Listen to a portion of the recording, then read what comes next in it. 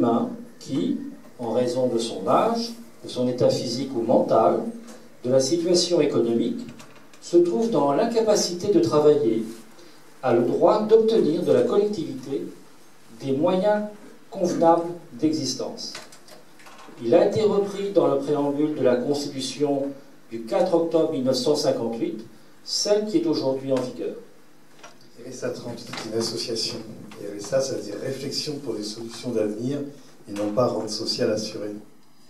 Pour la première fois dans l'histoire de la Ve République, 2 allocataires du RSA, sur leur propre denier, ont porté plainte contre un département.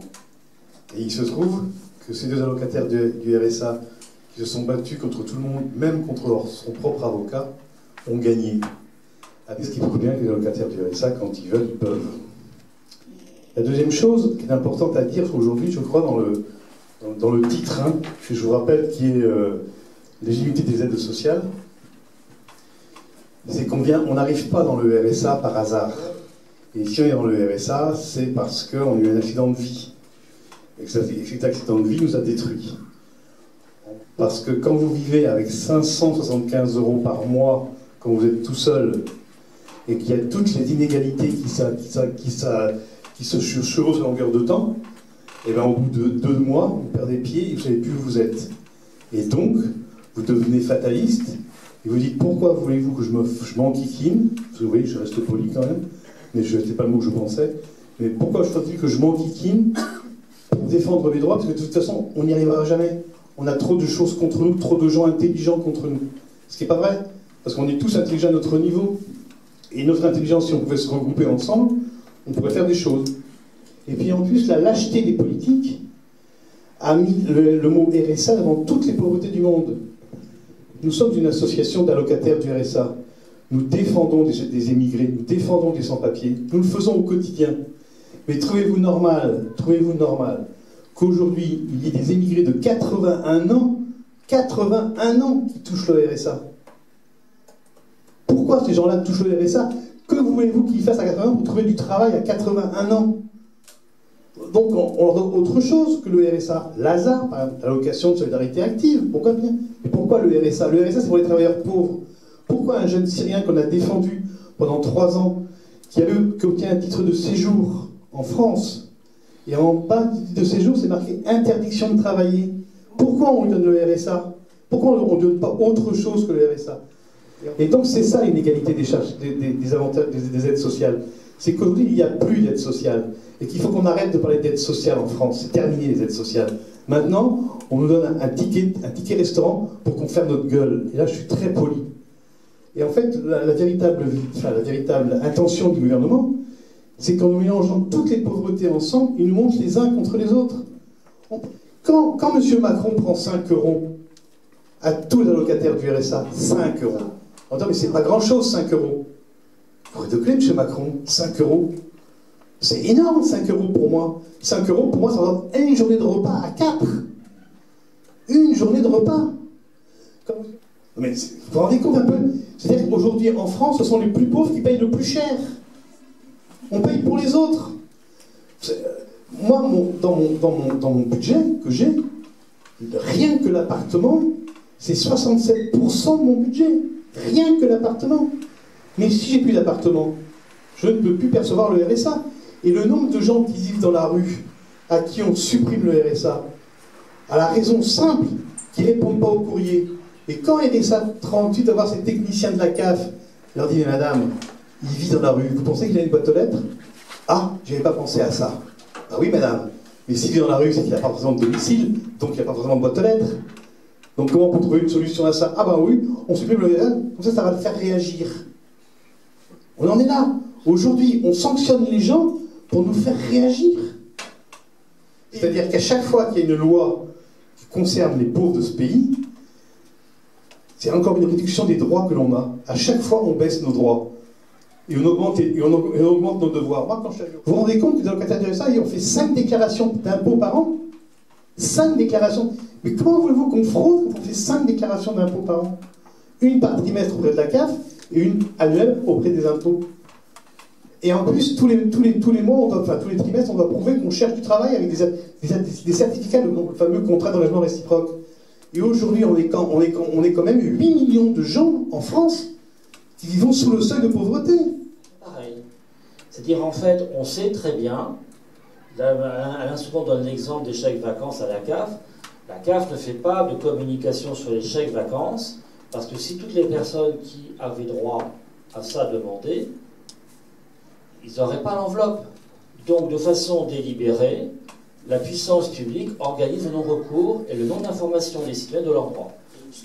C'est-à-dire qu'il y a un problème de cohérence, et le nœud de tout ça est très simple. C'est qu'à peu près dans l'ensemble des dispositifs qui parlent de ça, les gens concernés ne sont pas là. Dernier exemple, l'ARS, l'allocation de rentrée scolaire. Aujourd'hui, ça va de 3 ans à 18 ans.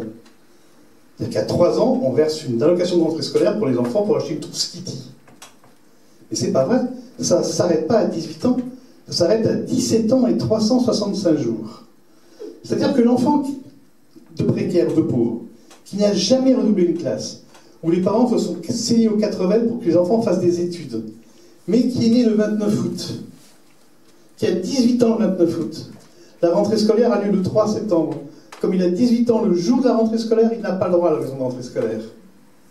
Et moi, j'ai un de mes enfants qui m'a dit une chose très belle. Il m'a dit, papa, tu te rends compte, j'ai dit, je viens d'avoir 18 ans. Je peux avoir un fusil de chasse. Je peux conduire une voiture. Je peux élire un président de la République et mes députés et tous mes élus de la République. Et la seule réponse que me fait le gouvernement français, c'est de m'exclure du système scolaire. Et ça, ce sont des gens sous les ordres de la République, à Paris ou ailleurs, peu importe, qui décident pour moi. Pierre-Louis a cette belle expression. Il y a 3 catégories en France de gens à qui on ne demande pas l'avis. Les enfants des écoles maternelles, c'est l'heure de la sieste, c'est l'heure du repas, tu vas te coucher, tu vas dormir, tu vas manger. Les prisonniers, sonnerie, c'est l'heure de la rentrée, l'heure de la sortie. Et les allocataires du RSA. Vous vous rendez compte que le premier employeur de France, c'est plus la Chambre des métiers, hein. C'est nous les pauvres. Le nombre de gens que les conseils départementaux, les conseils régionaux, les mairies, les administrations payent pour aider les précaires. Et ces gens-là qui devraient nous aider, ce sont ceux qui nous enfoncent le plus. Quand vous voyez qu'il y a des techniciens de la CAF qui appliquent des règlements mais complètement stupides et iniques, ils ne savent pas que derrière, il y a un être humain. On n'est pas des numéros, on est des êtres humains. On arrive à des aberrations. Vous vous rendez compte que moi j'ai un fils qui a fait une moléculaire de lit de vacances. Il a gagné 600 €. Le résultat, c'est que la CAF a retenu 600 € sur mon RSA. Ils m'ont déduit 600 €. Il a fallu que j'aille voir à la CAF, madame, la loi sur le RSA dit que si l'enfant ne touche moins de 3 200 € sur une année, ça n'intervient pas sur mon RSA. Vous croyez, monsieur Guézou, mais vous pensez que c'est ça? Déjà, c'est la loi, c'est marqué là. 15 jours après, un téléphone dit, monsieur Guézou, vous aviez raison, donc j'ai la joie de vous dire que dans 3 mois, eh ben, on réactivera votre RSA. 3 mois, mais ça veut dire quoi, madame? Vous me l'avez enlevé. Donc pendant 3 mois, je dois subir votre erreur? Oui, mais vous ne perdez rien dans 3 mois pour sauver. Et si dans 3 mois, je suis mort? Ça me ferait une raison d'avoir 600 € de plus sur mon RSA tous les mois si je suis dans une tombe. Qu'est-ce que j'en ai à faire? Et elles n'ont pas d'empathie aux techniciens. On demande juste une compréhension des situations. Il y a 2 choses, mais par l'expérience qu'on tire de ça, c'est 2 choses. C'est ce n'est jamais une perte de... On a toujours raison de parler. Ils font en fonction de qui vote. Les précaires font l'erreur de sortir du jeu politique. Donc ils sont invisibles. Donc il faut en gros se comporter comme un prof à l'égard des enfants. Il faut leur dire, vous ne savez pas, et à un moment donné l'argument de l'expérience d'usage. Moi je vis ça, donc je sais. Donc après ça oblige à faire l'effort de construire son propos, apprendre à d'abord entendre un tas de conneries profondes. Moi, je crois un jour, Alain m'a raconté, il était à Sciences Po sur les politiques sociales. Il a entendu la politique sociale idéale. Ensuite, il leur a expliqué ce qu'il vient de vous dire, la politique sociale réelle. Les politiques telles qu'elles sont faites pour ne pas discuter avec nous, éviter le contact. C'est beaucoup plus facile de traiter de façon bureaucratique les situations humaines, parce que c'est beaucoup plus difficile de dire à quelqu'un en face ça. On dit maintenant dans les politiques sociales, il va falloir qu'il y ait 50% de précaires. Parce qu'ils ont compris, ils n'y arriveront jamais à repérer les gabegies et les erreurs, les incohérences, parce que les seuls qui les voient sont ceux et celles qui les vivent. Parce que nous, on passe notre temps à être confrontés à ces murs. Ah, oh là là, tu vois des choses absurdes. À un moment donné, c'est quand on leur explique l'alimentation est une variable d'ajustement. Ah bon? Bah oui. Si tu veux, il y a des gens qui ont un reste pour vivre négatif. C'est-à-dire que la différence entre ce dont ils disposent et ce qu'ils ont à payer pour vivre, ils ne peuvent pas. Donc ils passent leur temps à arbitrer entre ce qu'ils payent et ce qu'ils ne payent pas. Un. Deux, les gens savent tous très bien ce qu'ils doivent et à qui. Ils connaissent les montants, ils savent ce qu'ils doivent à l'énergie, ce qu'ils doivent en chauffage. Le seul truc, par contre, c'est la priorité, c'est on paye le loyer et les charges, et l'arbitrage se fait sur l'alimentation et la santé. Parce que pour rester hors de l'eau, il faut garder le logement. Un dernier exemple, j'aime bien les exemples. On est 17 000 allocataires du RSA sur Grenoble et son agglomération et 24 000 sur le département. Et avec GEG, on a regardé le nombre de chèques social énergie qui ont été envoyés en 2019. 7 000. 7 000. Donc, il y a bien à un moment donné un problème. On est 17 000 allocataires du RSA, ils n'envoient que 7 000. Ce qui va se passer dans 2 mois, quand on va faire les factures annuelles, puisqu'en général on est annualisé quand on est dans la pauvreté, c'est que les gens ne pourront pas payer leur électricité. Puisque, d'abord on leur a enlevé le tarif social, puisqu'il est compensé par le chèque social d'énergie, où il y a soi-disant rien à faire. Soi-disant rien à faire.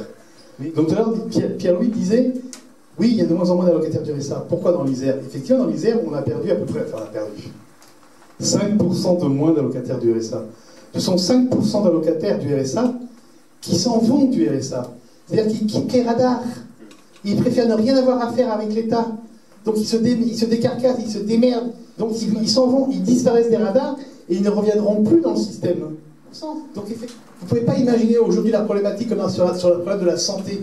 Le nombre de gens chez nous qui, parce qu'ils payent leur loyer, ne peuvent pas manger, ne préfèrent ne pas manger, ne pas se soigner. Est-ce que vous imaginez? On a le cas d'un d'entre nous qui a le cancer. Il a été radié du RSA. Ça faisait 4 mois qu'il était à l'hôpital. Et que donc il n'a pas rempli son CR, il ne l'a pas reçu, il n'a pas rempli, il était sur l'île d'hôpital. Et bien on lui a enlevé le RSA. Oui, encore un exemple, un dernier exemple. Être au RSA, c'est pas une fatalité. Hein, c'est ça qu'il faut qu'on apprenne à faire. Et ça a un lien directement avec ça, l'étude des aides sociales. Parce que tant qu'on ne nous respecte pas, mais on continue à courber le dos, c'est nous qui baissons le dos. À Grenoble, il y a des femmes qui préfèrent la prostitution occasionnelle plutôt que de rentrer dans le système du RSA. Et on les connaît. On les connaît. Et tous ces étudiants à Grenoble qui ne mangent pas parce qu'ils n'ont pas d'argent pour payer leurs études, pour payer à manger en même temps dans un appartement, on les connaît. Mais nous, j'arrête après. Juste une dernière chose, nous, la fin de mois, finit pas le 15, selon ce fameux slogan. Elle commence jamais, la fin de mois. C'est-à-dire qu'il n'y a pas ni fin ni début de mois chez nous. Ça s'arrête. Voilà. Faut que je m'arrête, donc je me tais.